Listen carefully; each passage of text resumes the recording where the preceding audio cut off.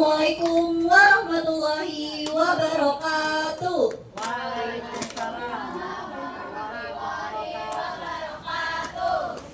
Yang kami hormati kepada Bu Emi selaku Guru Bahasa Indonesia dan Bu Fitri selaku Guru Sejarah yang sudah membimbing kami selama kegiatan drama berlangsung. Kami dari kelas 11C2 akan menampilkan sebuah drama yang mengangkat perjuangan para pahlawan dalam mempersiapkan kemerdekaan Indonesia.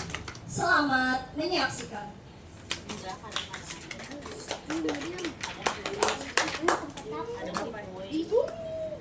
Berita kekalahan Jepang.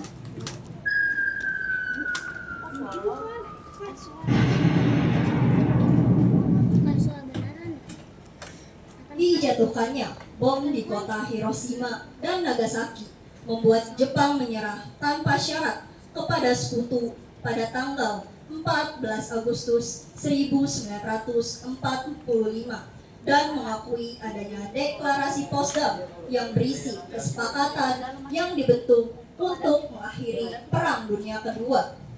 Ternyata berita yang disiarkan oleh BBC tersebut terdengar oleh Sultan Syahrir yang sedang berada pada ruang kerjanya dan sedang mendengarkan radio yang ia sembunyikan. Fellow citizens, the war is over. The Japanese government has accepted the terms of surrender imposed by the Allied nations, and hostilities will now cease. Tanggal 14 Agustus 1945, rombongan Soekarno dan Hatta baru saja tiba di Jakarta dari Dalat, Vietnam. Ribuan orang menyambut mereka di Kemayoran. Soekarno hanya memberi satu kalimat singkat yang membakar semangat rakyat. Apabila dulu saya katakan bahwa Indonesia akan merdeka sesudah jagung berbuah, sekarang saya dapat katakan bahwa Indonesia akan merdeka sebelum jagung berbuah. Merdeka! Merdeka! Setelah itu, rombongan pulang ke rumah masing-masing. Bukannya kamu juga ikut tadi merdeka. Di rumah Hatta, seorang tamu penting sudah menunggu. Kita baru masuk. Syahrir sudah duduk di kursi tamu dengan wajah yang tegang. Bung Hatta, bagaimana hasil pertemuan dengan Teraoji? Jenderal Teraoji masih menjanjikan kemerdekaan. Akan tetapi, nanti setelah perang usai dan kami masih belum mendapatkan kepastian soal keberadaan Jepang. Justru itu, Bung. Saya mendengar berita dari radio luar negeri bahwa Jepang sudah menyerah daripada sekutu. Inilah saatnya kita memproklamasikan kemerdekaan. Tunggu, kau yakin dengan itu, Syahrir? Yakin, Bu? Saya datang sini untuk menyerahkan kemerdekaan harus dilakukan secepatnya oleh Bung Karno, mewakili rakyat Indonesia langsung dari suara radio. Kenapa kita tidak mau PPKI saja? Bung Karno sendiri itu kan ketua dari PPKI. Justru itu masalah Ibu. Jika proklamasi dilakukan oleh Soekarno selaku ketua PPKI, maka sekutu akan bilang Indonesia merdeka sebagai buatan Jepang karena PPKI adalah badan bentukan Jepang. Itu bisa membahayakan kita nanti. Pikiranmu berat, Syahrir. Tapi untuk ini saya tidak putuskan sendiri. Bagaimana kalau kita langsung bicarakan ini dengan Bung Karno? Baiklah Bung, saya setuju. Ayo sekarang. Ayo.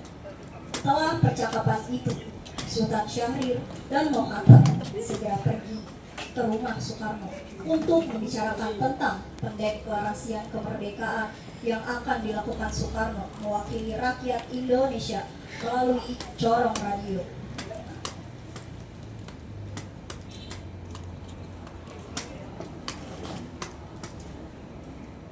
Bung Hatta, Syahrir, ada apa malam-malam sini? Syahrir membawa kabar penting. Jepang, kabarkan sudah menyerah kepada sekutu. Benarkah itu Syahrir? Siapa sumbernya?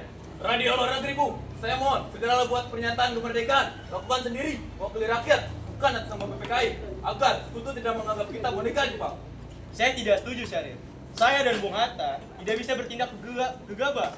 Proklamasi adalah urusan PPKI. Sangat janggal jika ada kesempatan untuk memproklamasikan kemerdekaan Indonesia. Justru saya malah bertindak sendiri melewati PPKI, Syahrir. Tapi Bu, ini soal keselamatan bangsa. Jika proklamasi lewat PPKI, maka sekutu akan bilang itu hadiah dari Jepang. Saya paham kekhawatiranmu, Syahrir. Saya juga belum yakin kalau Jepang sudah menyerah kepada sekutu. Biar kami berdua cari kepastian terlebih dahulu. Besok pagi, saya dan Bung Hatta akan pergi ke Gunung Senkenbu dan menemui Laksamana Maeda. Bagaimana? Benar, saya setuju dengan Bung Karno. Kita harus pastikan terlebih dahulu. Jika memang benar Jepang dikabarkan tidak menyerah, maka kita akan bertindak, tapi tidak dengan cara yang terburu-buru. Baiklah, Bung. Tapi ingat, waktu tidak menunggu kita. Kemudian Syahrir pamit keluar ruangan. Soekarno dan Hatta terdiam. Keesokan harinya, tanggal 15 Agustus 1945, Soekarno, Hatta, dan Ahmad Subarjo pergi ke kantor Bunsei Kanbu, pemerintah pendudukan Jepang. Namun di sana tidak ada satupun pejabat Jepang. Mereka pun segera mencari Laksamana Maeda.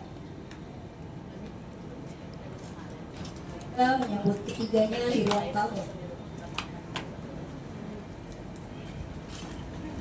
Laksamana, saya minta Tuan jawab jujur.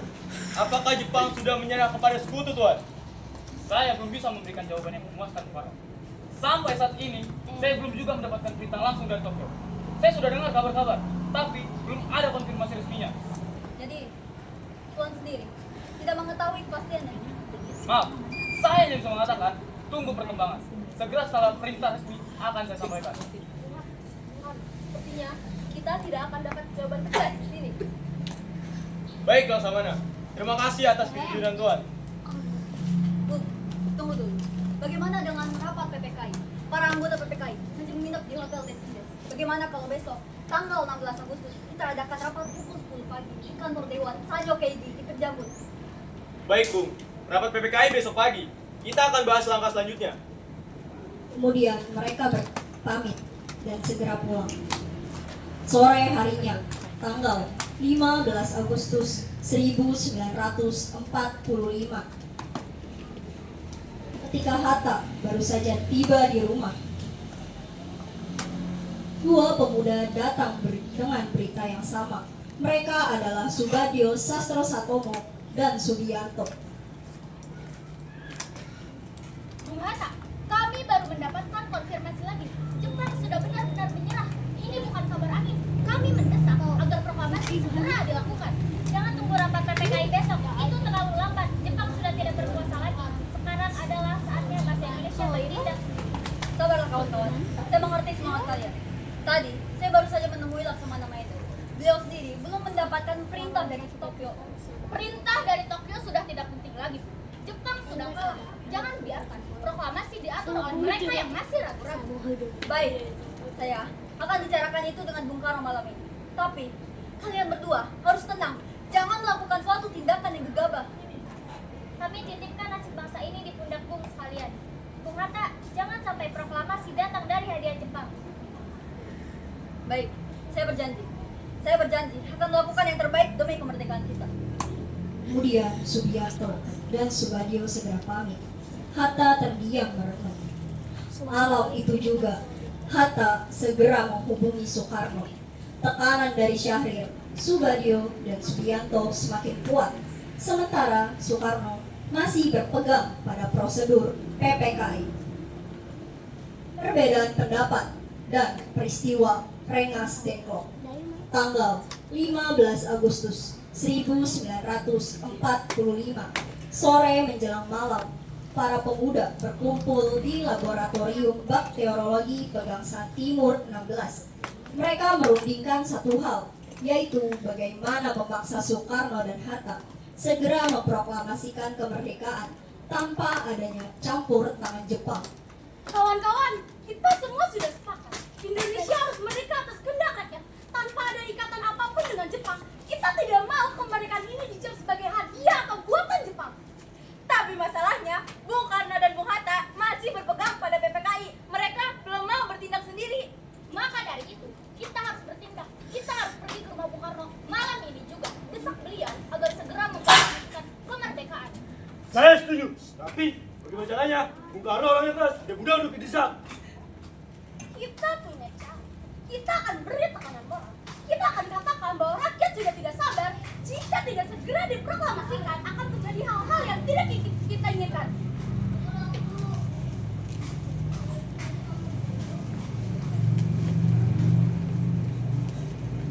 Saya baru saja dari Menteng Raya Baru 31. Di sana saya dan Skarni bertemu dengan beberapa perwira peta. Mereka sependapat dengan kita. Kita harus siap dengan segala kemungkinan. Jika Bung Karno tetap menolak, kita harus mengambil tindakan lain. Semua pemuda saling pandang, suasana hening sejenak. Baik, kita sepakat. Sebagian dari kita pergi ke Pegangsaan Timur 56 menemui Bung Karno dan Bung Hatta. Yang lainnya tunggu di sini atau di Cikini 71 untuk mendengar kabar. Kemudian, para pemuda segera beranjak dari ruangan. Sekitar pukul 9:30 malam itu, Hatta sedang asyik mengetik naskah pernyataan kemerdekaan yang akan dibagikan kepada anggota PPKI besok pagi. Tiba-tiba, Ahmad Subarjo datang dengan tergesa-gesa. Bung Hatta, segeralah ikut saya ke rumah Bung Karno. Di sana sudah berkumpul banyak pemuda. Mereka ingin proklamasi kemerdekaan disuarakan malam ini juga melalui corong radio. Tunggu. Itu terlalu cepat, Subarjo. Kita belum siap dan itu bukanlah suatu prosedur yang benar. Para pemuda tidak peduli prosedur, Bung. Mereka takut Indonesia merdeka dianggap buatan Jepang. Mereka mau Indonesia merdeka buatan Indonesia sendiri. Ayo, kita pergi sekarang. Bung Karno sudah menunggu. Hatta menghela nafas lalu berdiri. Lalu mereka berdua segera keluar ruangan menuju rumah Soekarno. Di rumah Soekarno, para pemuda sudah berkumpul di sekeliling ruangan. Soekarno yang sedang duduk di dalam ruangan menyambut kedatangan Hatta dan Subarjo.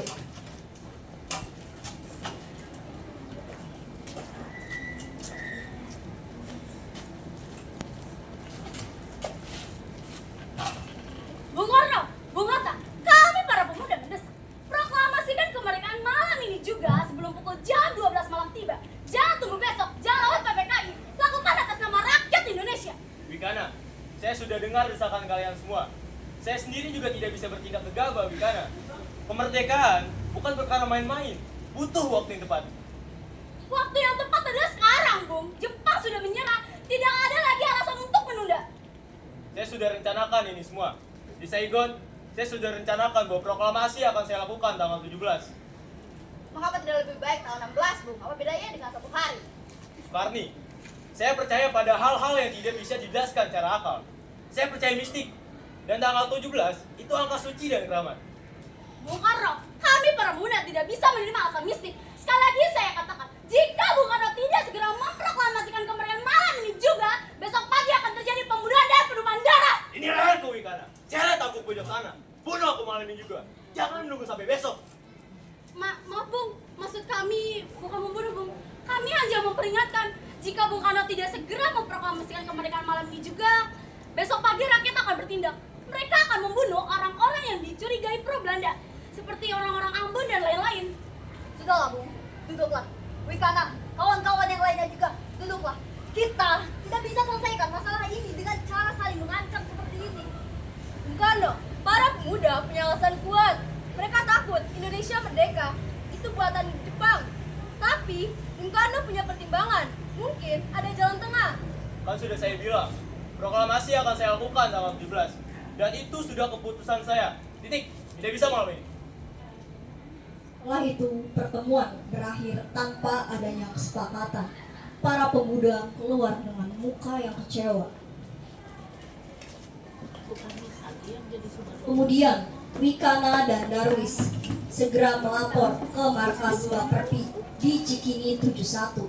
Di sana sudah menunggu Cerong Saleh, Dr. Muwardi, Johan Nur, dan pemuda lainnya. Bagaimana, Wi? Apa hasilnya? Gagal. Bung Karno tidak bisa diyakinkan dengan kedatangan saya. Bahkan kami berdua diusir dari Pegangsaan Timur 56. Angkat saja, kita culik mereka.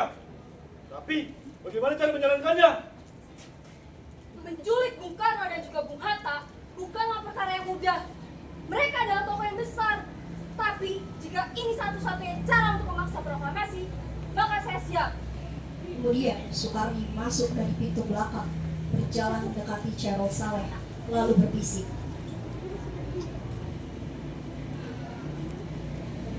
Begini, kita sudah punya rencana. Sebelumnya, di Menteng 31, saya dan Khairul serta beberapa perwira peta sudah berunding. Jika Bung Karno dan Bung Hatta tetap menolak memproklamasikan kemerdekaan, kita akan bawa mereka ke suatu tempat yang aman, jauh dari pengaruh Jepang. Di sana kita desak mereka jika mereka bersedia. Rengas Dengklok, ayo kita bawa ke Rengas Dengklok. Semua pemuda terdiam, lalu satu persatu mengangguk.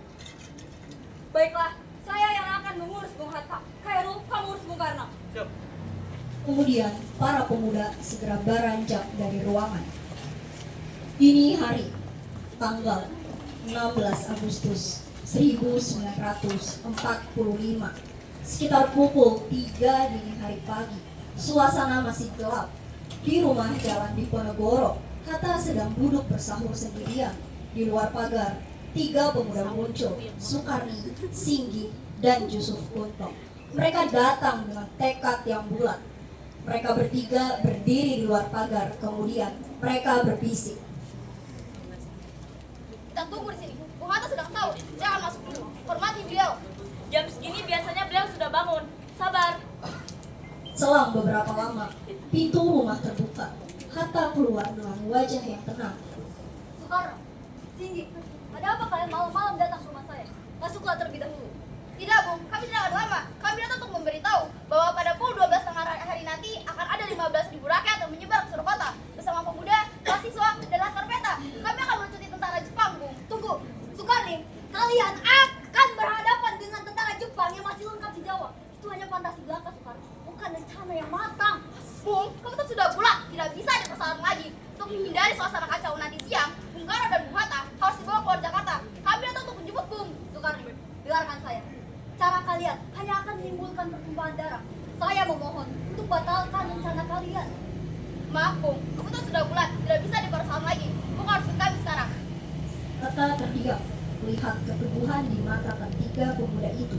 Ia menghela nafas basah. Baiklah, saya akan ikut dengan kalian. Akan tetapi saya akan meninggalkan pesan kepada adik dan keponakan saya terlebih dahulu. Baik. Kemudian Hatta masuk ke dalam rumah. Dengar suara bisik dari dalam. Beberapa saat kemudian, ia keluar kembali dengan membawa jas. Ayo, saya ikut dengan kalian. Tapi ingat, saya tetap tidak setuju dengan cara kalian. Baik, Bung. Sekarang kita harus segera bergegas ke rumah Bung Karno. Mari. Mereka berempat berjalan cepat menuju mobil yang terparkir di kejauhan. Di tempat yang berbeda, sekitar pukul 3 dini hari, Soekarno juga masih terjaga. Ia tidak bisa tidur sejak semalam. Sendirian di ruang makan sambil menunggu waktu sahur. Tiba-tiba terdengar suara gemerisik di luar jendela. Siapa itu?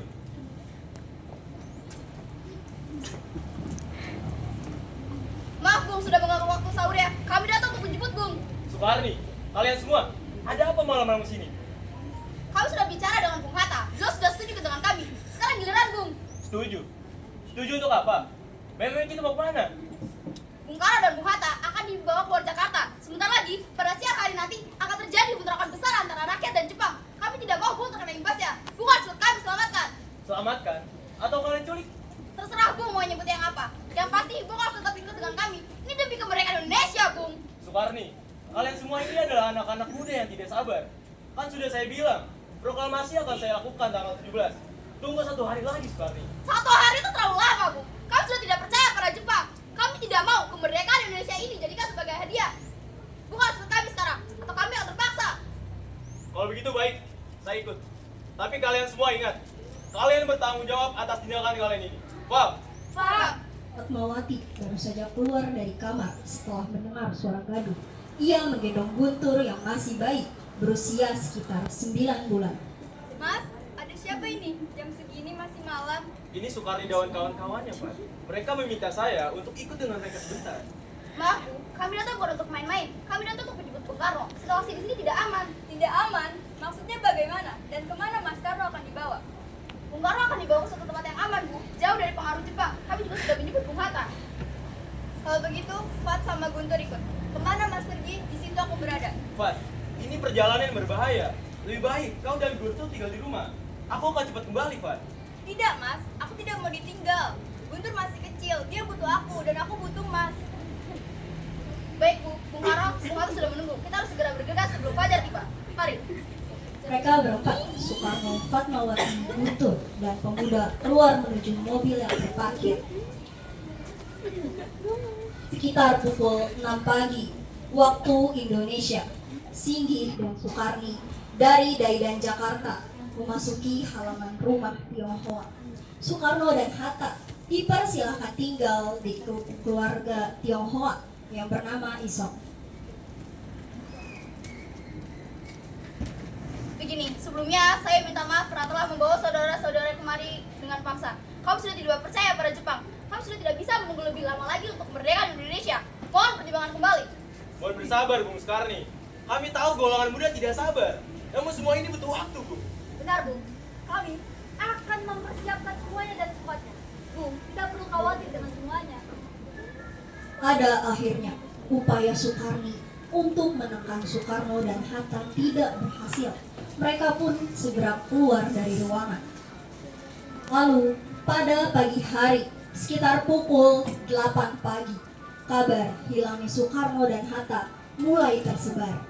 Ahmad Subarjo yang pagi itu hendak menghadiri rapat PPKI dikejutkan oleh laporan Sudiro. Bisa Subarjo, ada kabar buruk. Para pemuda telah menculik Bung Karno dan Bung Hatta. Saat ini, mereka sedang melakukan rapat di Jalan Perapatan. Bung Karno juga di sana. Apa? Pagi ini harusnya ada rapat PPKI. Tanpa Soekarno dan Hatta, ini semua bubar. Ini bencana. Subarjo segera meraih telepon. Ia menelpon Laksamana Maeda. Jenderal, tolong bantu saya. Soekarno dan Hatta diculik. Saya khawatir. Inilah angkatan darat Jepang. Saya butuh bantuan angkatan laut. Nani, Soekarno dan Hatta diculik. Saya akan mencarinya dengan cara saya sendiri. Jangan khawatir. Kemudian Subarjo segera meletakkan telepon. Ia segera bergegas keluar ke ruangan yang penuh pemuda. Lalu Subarjo masuk ke ruangan itu. Wikana berdiri di tengah ruangan. Wikana, apa yang telah kamu perbuat terhadap Soekarno dan Hatta? Hal itu merupakan keputusan kami dalam pertemuan semalam. Untuk keselamatan mereka, kami bawa ke suatu tempat di luar Jakarta. Apa akibat dari tindakan tersebut? Telah kamu pikirkan, ini bukan mainan, Wikana. Keputusan itu bukan keputusan pribadi saya, melainkan keputusan dari semua golongan pemuda. Tugas saya hanyalah memujuk Bung Karno untuk memproklamasikan kemerdekaan pada malam kemarin, lalu melaporkannya. Begini, Wikana, kita sudah lama bekerja sama. Saya kira tidak ada alasan bagimu untuk merahasiakan tempat mereka disembunyikan terhadapku. Apakah saya boleh merundingnya dulu dengan yang lain? Saya akan kembali segera. Kemudian Wikana keluar ruangan. Beberapa menit kemudian, ia kembali ditemani oleh 2 orang, yaitu Pandu dan Yusuf Kunto. Isur Subarjo, saya ingin terus terang. Soekarno dan Hatta diculik karena adanya kekhawatiran mereka akan dibunuh oleh angkatan darat Jepang. Selain itu, ada desas-desus mereka akan mengadakan demonstrasi besar-besaran. Jika itu alasannya, saya bisa menjamin. Jika ada kesulitan dengan angkatan darat Jepang, saya bisa minta bantuan angkatan laut. Laksamana Maeda sudah siap membantu. Kunto, beritahu saya di mana mereka disembunyikan. Saya yang akan mengantarkan mereka kembali ke Jakarta, sehingga kita bisa memulai proklamasi kemerdekaan.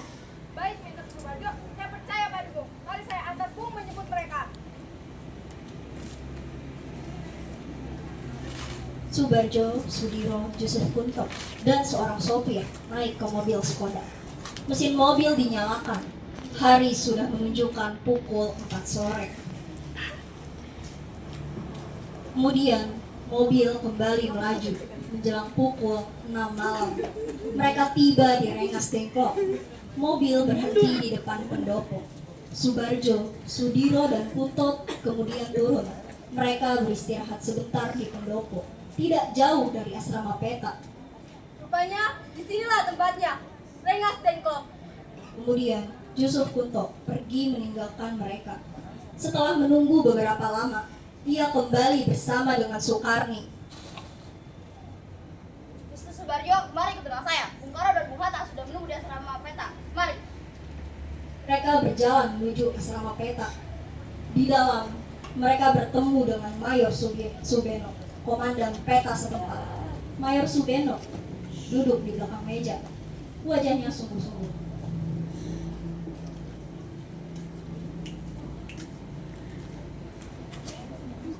Apa maksud kedatangan saudara? Kami datang untuk menjemput Bung Karno dan Bung Hatta dan membawa mereka kembali ke Jakarta sehingga kami bisa mempercepat proklamasi kemerdekaan. Bagaimana kalau jam 6 pagi esok? Kami akan berusaha sedapat-dapatnya.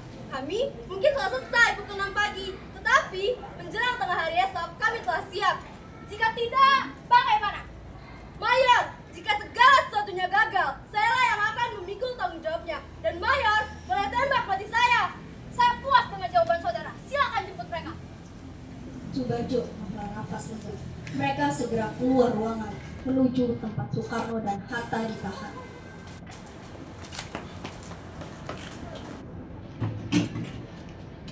Pintu terbuka. Soekarno dan Hatta terkejut melihat Subarjo masuk ke dalam ruangan. Subarjo, kau datang sini. Dari mana kau tahu kalau kami berdua ada di tempat ini? Panjang ceritanya, Bu. Yang penting, sekarang Jepang sudah menyerah dan kita harus kembali ke Jakarta. Proklamasi kemerdekaan tidak bisa ditunda lagi. Kau yakin, Subarjo? Yakin? Ayo kita pulang. Soekarno dan Hatta saling pandang lalu mengangguk. Mereka kemudian bergegas keluar ruangan. Di luar, mobil sudah siap. Sekitar pukul 9 malam, rombongan meninggalkan Rengas Dengklok menuju Jakarta. Rombongan tiba di Jakarta sekitar pukul 11 malam. Begitu sampai, Hatta mendapat telepon dari Miyoshi, seorang penerjemah Jepang.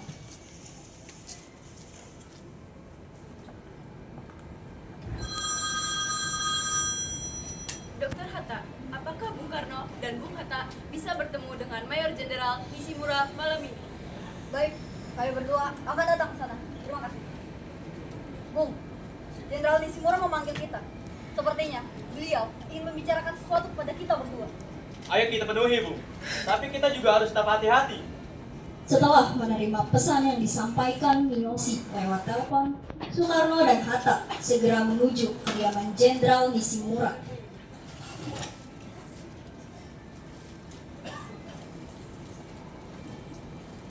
Jenderal, kami akan melanjutkan rapat PPKI sebagai bentuk persiapan kemerdekaan Indonesia. Bagaimana, Jenderal?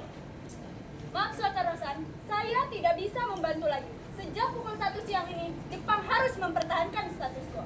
Segala perubahan harus dengan seizin sekutu. Jenderal, seluruh warga Indonesia sudah tahu bahwa Jepang sudah menyerah pada sekutu. Dan mereka juga tidak lupa bahwa Jepang sudah menjanjikan kemerdekaan kepada bangsa Indonesia. Kalau Jepang sudah tidak lagi mampu menepati janjinya, maka rakyat Indonesia sendiri yang akan memerdekakan dirinya. Semangat rakyat yang bergejolak selanjutnya akan diperhatikan oleh sekutu kecuali Belanda. Jepang sudah tidak perlu lagi menolong kami. Sekarang kami minta untuk tidak dihalang-halangi, Jenderal. Semangat rakyat Indonesia dengan pemuda di muka siap mati untuk menjalankan cita-cita Indonesia merdeka, Jenderal. Saya tidak bisa memberi izin.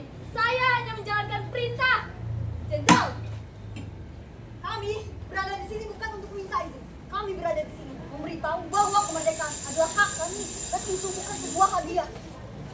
Kemudian, Soekarno dan Hatta segera pergi meninggalkan rumah Nishimura dengan langkah yang tegas. Perumusan naskah proklamasi. Larut malam, tanggal 16 Agustus 1945, sekitar pukul 11 malam, rombongan Soekarno dan Hatta baru saja kembali dari Rengas Dengklok.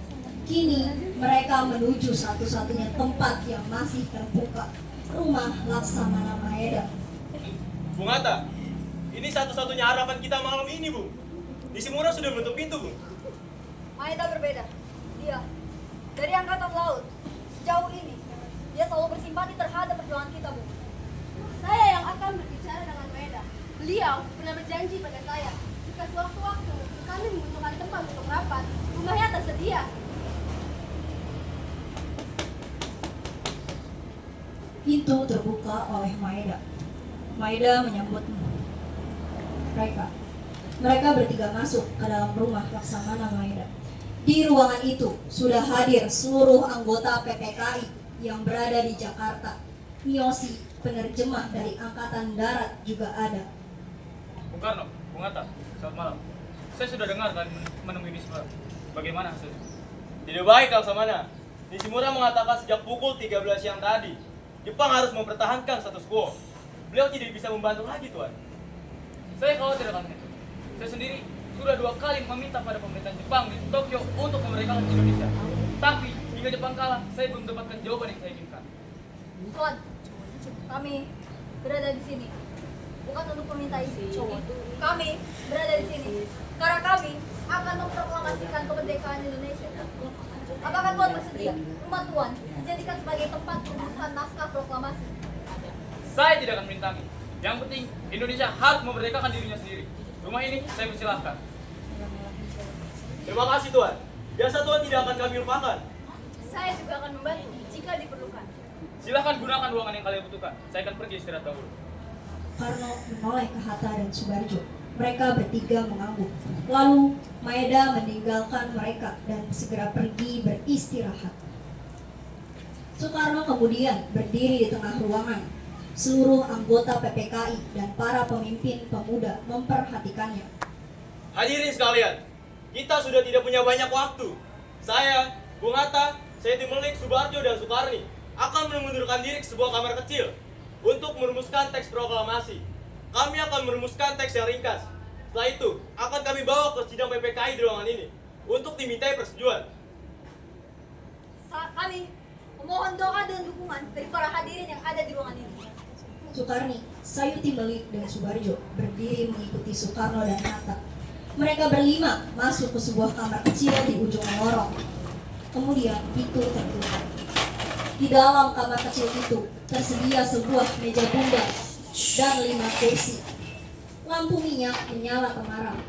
Tak ada seorang pun yang membawa teks proklamasi yang telah dirumuskan pada tanggal 22 Juni 1945 di PPUPKI. Kini mereka harus menyusun semuanya dari awal. Di luar ruangan, para anggota PPKI dan para pemuda menunggu dengan cemas. Baiklah, kita harus menyusun teks yang ringkas. Saya persilakan Bung Hatta untuk menyusun teks yang ringkas, karena bahasanya yang terbaik di antara kita. Mohon maaf, Bung. Apabila saya mesti memikirkan, lebih baik Bung sendiri yang menuliskannya. Saya akan mendiktekannya. Baik, saya tulis. Masih ingatkah saudara teks dari bab rancangan Undang-Undang Dasar kita? Ya, saya ingat, tapi tidak lengkap seluruhnya. Tidak mengapa. Kita hanya memerlukan kalimat-kalimat yang bersangkutan dengan proklamasi, bukan seluruh teksnya. Baik, kita akan mulai. Subarjo, apa yang kau ingat dari konteks kita sebelumnya? Kami, bangsa Indonesia, dengan ini menyatakan kemerdekaan Indonesia. Itu intinya, Bung. Ayat pertama, kami, bangsa Indonesia, dengan ini menyatakan kemerdekaan Indonesia. Adalah kalimat yang diingat Subarjo dari Piagam Jakarta. Kami, bangsa Indonesia, dengan ini menyatakan kemerdekaan Indonesia. Sudah Bung Hatta, lanjutkan. Hal-hal yang mengenai pemindahan kekuasaan dan lain-lain diselenggarakan dengan cara seksama dan dalam tempo yang sesingkat-singkatnya. Hal-hal yang mengenai pemindahan kekuasaan dan lain-lain diselenggarakan dengan cara seksama dan dalam tempo yang sesingkat-singkatnya. Bagaimana? Sempurna, tegas, ringkas, dan padat. Saya setuju. Saya setuju, Bu. Telah disetujui. Baik, kita akan bawa naskah ini ke sidang PPKI di ruangan tengah. Mereka berlima segera berdiri. Soekarno melipat kertas itu dengan hati-hati dan memasukkannya ke saku baju. Mereka berjalan ke tengah ruangan, tempat seluruh anggota PPKI, para pemuda, dan tokoh BPUPKI sudah menunggu. Soekarno berdiri di tengah ruangan.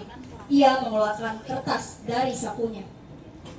Hadirin sekalian, kami telah merumuskan teks proklamasi. Saya akan membacakannya. Kami, bangsa Indonesia, dengan ini menyatakan kemerdekaan Indonesia.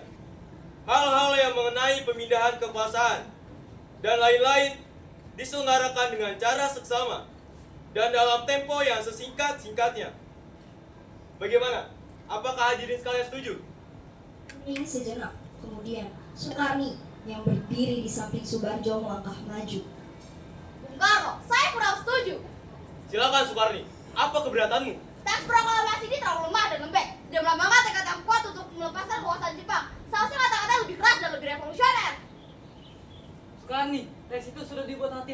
Jadi buat rumit.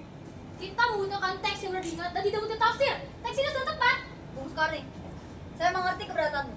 Akan tetapi, teks ini akan dibacakan di khalayak umum dan akan didengar oleh sekutu. Jika isinya terlalu keras, malah akan mempersulit perjuangan kita nantinya.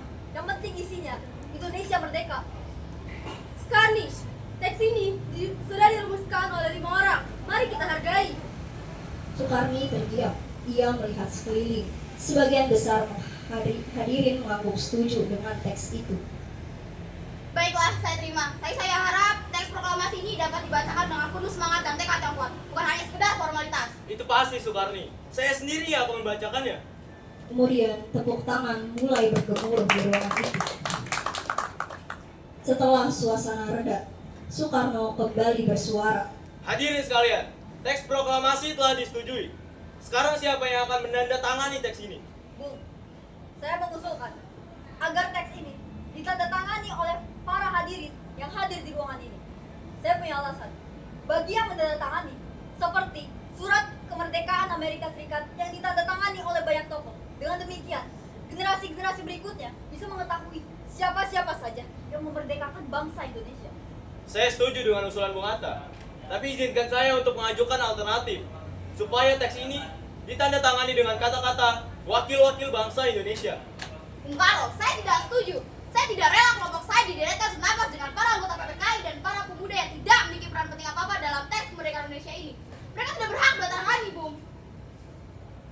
Para anggota PPKI terlihat tersinggung. Suasana menjadi tegang. Sayuti Melik yang dari tadi mengamati bergerak mendekati Soekarno. Ia menariknya ke samping dan mulai berbicara. Soekarni, dengarkan saya.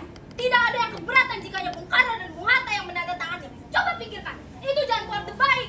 Tapi kita semua ingin proklamasi itu segera terjadi. Jangan biarkan perdebatan soal tanda tangan mengancam segalanya. Cukup 2 orang atas nama rakyat Indonesia. Baiklah, setelah saya pikirkan kembali, saya mengusulkan cukup 2 orang saja yang menandatangani teks proklamasi ini atas nama rakyat Indonesia, yaitu Bung Karno dan Bung Hatta. Ruangan hening sejenak. Lalu terdengar tepuk tangan kembali dan seruan setuju dari berbagai penjuru. Baik, saya setuju. Saya juga setuju. Terima kasih Soekarni atas kebijaksanaannya. Saya setuju. Setuju. Karno kemudian mengambil kertas konsep tulisannya dan menyerahkannya kepada Sayuti Melik. Sayuti, tolong ketik bersih naskah ini. Tapi dengan 3 perubahan yang sudah kita bicarakan. Pertama, kata tempo diganti menjadi tempo tanpa huruf H. Kedua, di bagian akhir, wakil-wakil bangsa Indonesia diganti menjadi atas nama bangsa Indonesia. Ketiga, penulisan tanggal.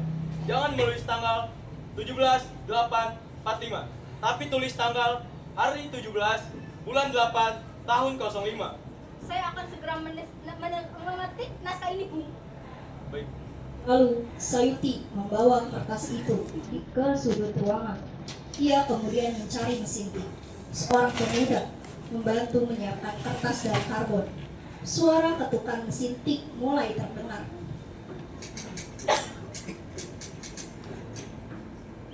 Sidang selesai. Jam dinding menunjukkan pukul 3 dini hari. Para hadirin tampak lelah tetapi lega. Soekarno kemudian kembali bersuara. Hadirin sekalian, sidang bersejarah kita nyatakan selesai. Terima kasih kepada semua yang telah bekerja keras malam ini. Tepuk tangan kecil mulai terdengar lagi. Saat itu, pintu kamar di lantai atas terbuka. Laksamana Maeda yang sejak tadi memberi kebebasan penuh kepada orang Indonesia untuk merumuskan naskah, kini turun ke bawah. Ia berjalan ke tengah ruangan, wajahnya tersenyum. Saya ucapkan selamat pada kalian. Semoga Indonesia menjadi negara yang merdeka dan makmur. Terima kasih Laksamana. Jasa Tuhan tidak akan kami lupakan. Terima kasih Tuhan atas bantuannya. Maeda mengangguk, lalu mundur bersama Miyoshi, penerjemah dari Angkatan Darat. Setelah itu, Hatta menghampiri beberapa pemuda, termasuk Burhanuddin Dia dan yang bekerja di kantor domain. Baik, para pemuda, tugas kalian ini belum selesai, bahkan baru saja dimulai. Apa yang harus kami lakukan, Bung Hatta? Pertama-tama, Cetak naskah ini sebanyak-banyaknya. Lalu, perluaskan ke seluruh Indonesia. Yang kedua, bagi siapapun yang bekerja di kantor domain, kawatkan berita proklamasi ini ke seluruh dunia yang dapat dicapai. Saya akan segera mengetik naskah ini dengan segera. Bagus. Ingat, proklamasi ini milik seluruh warga Indonesia, bukan hanya milik kami berdua saja. Setelah percakapan itu, fajar mulai menyingsing di ufuk timur Jakarta. Tanggal 17 Agustus 1945 telah tiba. Sayuti Melik selesai mengetik naskah proklamasi. Kertas itu kemudian dibawa ke rumah Soekarno di Jalan Pegangsaan Timur nomor 56. Proklamasi Kemerdekaan Indonesia. Pagi itu, tanggal 17 Agustus 1945, mentari mulai menyingsing di ufuk timur Jakarta. Jalan Pegangsaan Timur nomor 56 tampak berbeda dari hari-hari biasanya. Sejak subuh, para pemuda sudah mulai berdatangan. Sebuah bendera merah putih yang dijahit oleh Fatmawati hanya dalam waktu 1 malam kini telah siap. Pagi itu, sejarah akan terukir. Fatmawati sedang menyelesaikan jahitan terakhir bendera. Tangannya sedikit gemetar. Kemudian Soekarno mendekati Fatmawati dari belakang. Fat, sudah selesai. Sudah, Mas. Bendera ini dijahit semalam suntuk. Kainnya dari kain mori yang dapatkan dari persediaan rumah. Warna perjuangan kita, Fat. Merah berani dan putih suci. Terima kasih. Mungkin tanpa bendera ini, proklamasi terasa kurang lengkap, Fat. Mas, aku hanya bisa berbuat sedikit, tapi doaku semoga Indonesia merdeka selamanya. Selang beberapa menit, rakyat mulai berdatangan di halaman rumah Soekarno. Teriakan merdeka terdengar sekali, tetapi suasana masih tertib. Merdeka! Merdeka! Kemudian Soekarno sudah berdiri di belakang panggung. Ia tampak gelisah sesekali melihat Arloji. Kemudian Dr. Muwardi mendekati Soekarno. Soekarno, sudah pukul 10. Bung Hatta belum terlihat juga. Apa gerangan yang menahan Bung Hatta? Di rumah Maida tadi malam, dia bersama saya. Apa mungkin terjebak macet? Apakah ada urusan lain? Apa kita tunggu? Baik, kita tunggu. Proklamasi harus dibacakan berdua. Tidak bisa tanpa Bung Hatta. Baik. Sebuah mobil berhenti di depan pagar. Hatta turun dengan langkah cepat. Wajahnya sedikit cemas. Soekarni menyusul di belakangnya. Bung Hatta, akhirnya Bung datang juga. Kami sudah khawatir, Bu. Maafkan saya, Bu. Saya terlambat. Tadi malam, setelah rapat, saya ikut dengan rombongan para pemuda. Dan saya menginap di rumah Laksamana Maeda, Bu. Dan pagi ini, cukup sulit untuk menjemput kendaraan. Benar, Bu. Saya sendiri yang menjemput Bung Hatta. Beliau terpaksa dan terlambat karena mobil harus pulang balik. Tidak mengapa, Bung. Yang penting Bung selamat dan hadir. Kita masih punya waktu 5 menit sebelum pukul 10, Bu. Tentu saja, saya tidak mungkin absen pada hari yang paling bersejarah ini, Bu. Apapun alasannya. Suasana menjadi sangat hening. Soekarno dan Hatta dipersilahkan maju beberapa langkah dari tempat semulanya. Soekarno kemudian mendekati mikrofon. Soekarno pun akan membacakan pidato pendahuluan sebelum beliau membacakan teks proklamasi. Saudara-saudara sekalian, beratus-ratus tahun kita berjuang demi kemerdekaan dengan semangat yang tak pernah padam. Meski di zaman Jepang kita tampak bergantung, sebenarnya kita tetap membangun kekuatan kita sendiri. Kini tiba saatnya kita menentukan nasib bangsa dan nasib tanah air di tangan kita sendiri. Dengan tekad yang sudah bulat itu, dengarkanlah proklamasi kita. Proklamasi kami, bangsa Indonesia, dengan ini menyatakan kemerdekaan Indonesia. Hal-hal yang mengenai pemindahan kekuasaan dan lain-lain diselenggarakan dengan cara seksama dan dalam tempo yang sesingkat-singkatnya. Jakarta, 17 Agustus 1945. Atas nama bangsa Indonesia, Soekarno, Hatta. Demikianlah saudara-saudara, kita sekarang telah merdeka. Tidak ada suatu ikatan lagi yang mengikat tanah air dan bangsa kita. mulai saat ini, kita yang menyusun negara kita sendiri. Negara merdeka. Negara Republik Indonesia merdeka. Kekal dan abadi. Insya Allah, Tuhan memberkati kemerdekaan kita itu. Setelah pembacaan teks proklamasi, acara selanjutnya adalah pengibaran bendera Sangsaka Merah Putih. Bung Karno dan Bung Hatta mundur 2 langkah dan berdiri di anak tangga terakhir lebih kurang 2 meter dari tiang bendera. Ibu Fatmawati dan SK Trimurti turun dan berdiri mendekati tiang bendera. Karena tidak ada protokol, jadi tidak ada yang mengatur jalannya upacara. Semua berjalan begitu saja tanpa protokol yang mengikat. Ketika suasana tenang itu, tiba-tiba terdengar suara Fatmawati. Yutri, kerek bendera merah putih ini. Yang pantas menjadi penggiri hanya seorang laki-laki. Dan sebaiknya dari peta.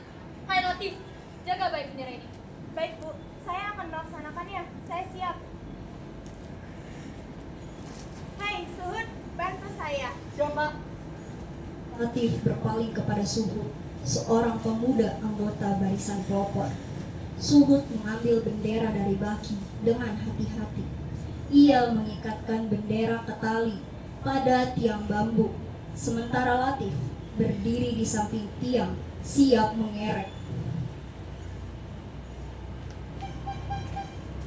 Bendera merah putih dinaikkan, lagu Indonesia Raya kemudian berkumandang.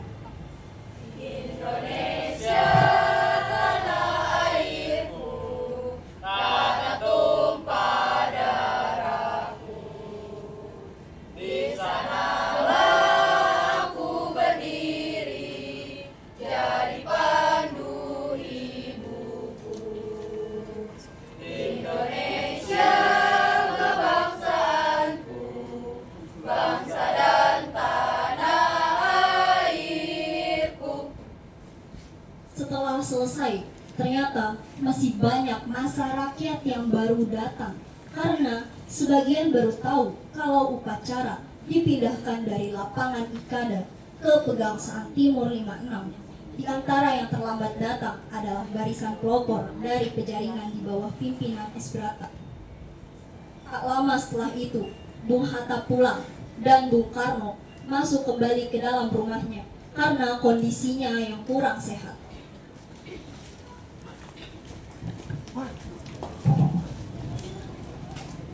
Berita penyebaran proklamasi.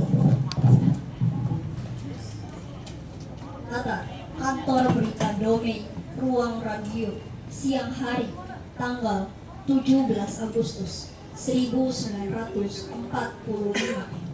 Suasana sangat tegang. Beberapa tentara Jepang berjaga di lobi depan.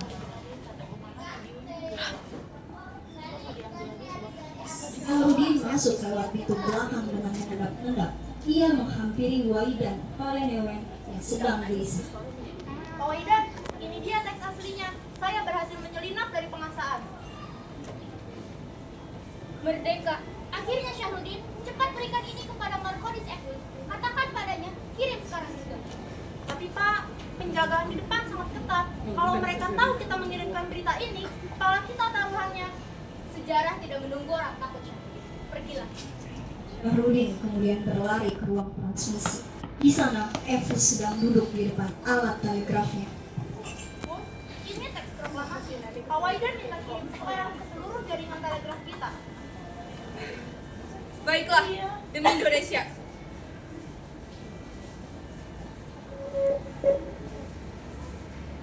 Saya akan kirim terus-menerus sampai mereka mematikan listriknya. Pindah latar ke stasiun radio Hoso Kanri Kyoku.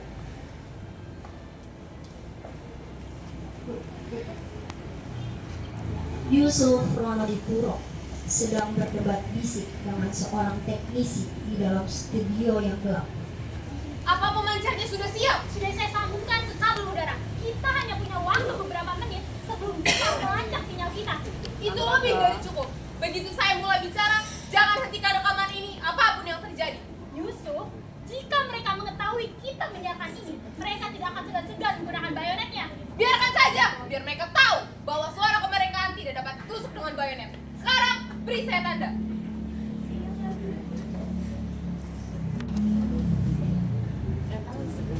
Polisi memberi isyarat jempol. Yusuf mendekat ke mikrofon. Panggilan kepada seluruh rakyat Indonesia. Di sini Jakarta. Dengarkanlah saudara-saudara. Hari ini bangsa kita telah berdiri tegak. Proklamasi telah dikumandangkan. Proklamasi. Kami, bangsa Indonesia, dengan ini menyatakan kemerdekaan Indonesia. Hal-hal yang mengenai pemindahan kekuasaan dan lain-lain diselenggarakan dengan cara saksama dan dalam tempo yang sesingkat-singkatnya. Disiarkan selama 3 kali berturut-turut, diulangi setiap setengah jam sampai pukul 4 sore saat siaran terhenti. Ruang redaksi darurat, tanggal 17 Agustus 1945. Ruangan penuh mesin tik dan tumpukan kertas.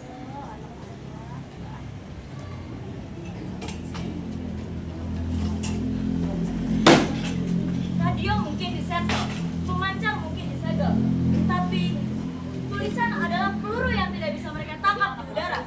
Kita harus mencatat berita ini sekarang juga. Teks ini sudah saya selesaikan. Kata-kata yang pendek, tapi berada sama dengan beban 300 tahun penjajahan. Sumana, bagaimana jaringan di daerah? Surabaya sudah siap. Harian Suara Asia akan menjadi kota pertama yang mendapat berita ini. Mereka tidak akan menunggu instruksi 2 kali. Sampaikan kepada mereka, sebar ke seluruh penjuru Indonesia, jangan biarkan satu pun rakyat buta akan kemerdekaannya sendiri. Gerilya propaganda, tanggal 19 Agustus 1945. Atap stasiun kereta api dan tembok kota di malam hari. Cepat tulis di gerbong itu. Pastikan semua orang tahu kalau Indonesia bukan lagi milik kita. Selesai, lihat ini, respect our constitution, August 17. Hormatilah konstitusi kami, 17 Agustus. Ini bukan sekedar coretan, ini adalah peringatan bagi siapapun yang mencoba mengusik kemerdekaan kita. Puncak ketegangan, tanggal 20 Agustus 1945. Kantor redaksi di Pagibuta.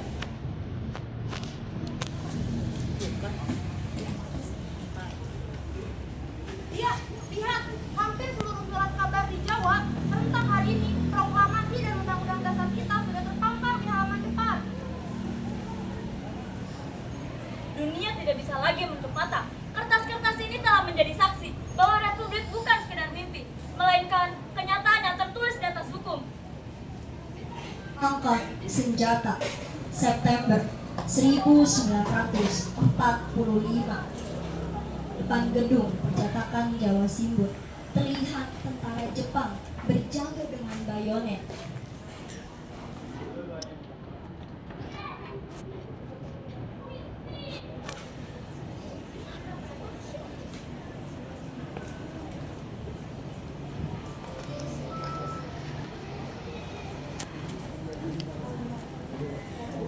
Ya, mereka masih menempati percetakan Asia Raya. Kita tidak bisa berkata kalau mereka berdiri di sana.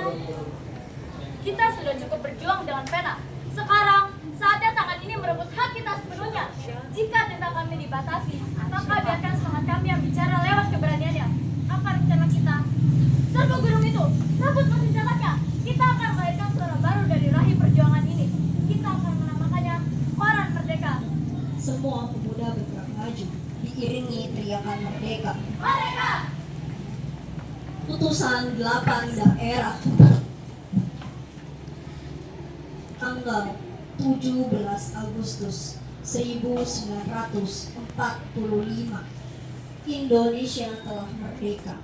Namun, berita ini harus segera disebarkan ke seluruh penjuru negeri. Saya tugaskan kalian semua untuk menyebarkan berita kemerdekaan ini segera. Saya siap menyebarkan ke Sumatera.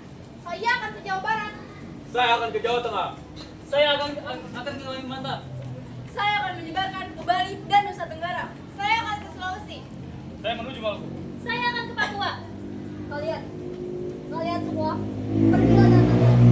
Tugas kalian sangat penting bagi bangsa ini. Dengan semangat dan tekad yang kuat, para utusan membawa lembaran hasil proklamasi menyusuri berbagai daerah di Indonesia, dari Sumatera hingga Papua. Meski menghadapi mereka tetap melangkah demi menyampaikan kabar kemerdekaan kepada seluruh rakyat. Perjuangan itu tidak sia-sia. Berita proklamasi akhirnya tersebar luas dan membangkitkan persatuan dan semangat rakyat untuk mempertahankan kemerdekaan. Reaksi dan dukungan rakyat terhadap proklamasi Indonesia kata sebuah area publik, perpaduan pasar dan dekat stasiun kereta api. Suasana awalnya tampak lesu. Tiba-tiba dari arah stasiun, seorang mandor kereta api berlari membawa selebaran kertas dan berteriak, Merdeka! Kita merdeka! Bukanlah telah membacakan proklamasi. Mana? Apa kau bilang jangan bercanda? Tentara Jepang masih di mana-mana. Aku tidak bohong. Kereta dari Jakarta baru saja tiba dan gerbongnya berudang tulisan Indonesia Merdeka. Masih bisa bilang para pemuda dari Jakarta telah bergerak dalam komitmen aktif. Mereka menyebarkan berita dalam suatu tekad. Suara rakyat nomor 1. Kami bangsa Indonesia menyatakan kemerdekaan Indonesia. Benar ini tanda tangan Soekarno-Hatta. Jakarta sudah berpesan wartawan, ribuan orang dan seluruh masyarakat Jakarta telah berkumpul di kaca hanya untuk mendengarkan Gabungan pelajaran apa? Gusti Allah, benarkah? Anakku tidak perlu lagi sembunyi dari Romusa. Lalu para warga segera menyebarkan berita proklamasi ini di mana-mana.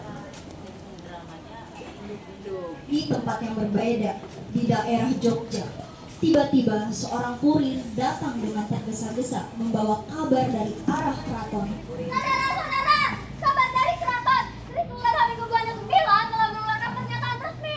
Dia menyatakan dengan tegas bahwa keraton Yogyakarta dipimpin adalah bagian dari NKRI. Karena kita tidak sendirian, para pemimpin daerah telah berdiri di belakang Republik. Tunggu apa lagi? Sultan sudah bergerak, masyarakat Jakarta telah berkumpul di kada. Lepaskan kain merah putih kalian, kibarkan, jangan takut lagi. Tiba-tiba sekelompok tentara mendadak senyap. Pura, ada apa ini ribut-ribut? Bubar, kembali bekerja. Tidak Tuhan, kami tidak akan bubar. Berita sudah tersebar ke Surabaya, Makassar hingga Sumatera. Di mana-mana rakyat sudah menjadi senjata kalian. Apa kau bilang? Boleh punya banyak, tapi negara ini bukan milikku lagi. Kami sudah merdeka. Ini saatnya mengambil alih kekuasaan. Merdeka! Merdeka! Merdeka! Merdeka! Kemudian tentara Jepang tampak bingung dan mundur perlahan melihat massa yang mulai bergerak maju.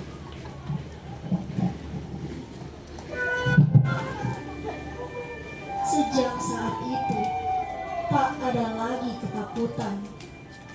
Dari pernyataan di berbagai daerah di Indonesia, rakyat mulai bersatu, menyuarakan semangat kemerdekaan. Di setiap sudut kota, hanya ada satu kata yang menyatukan mereka, merdeka atau mati.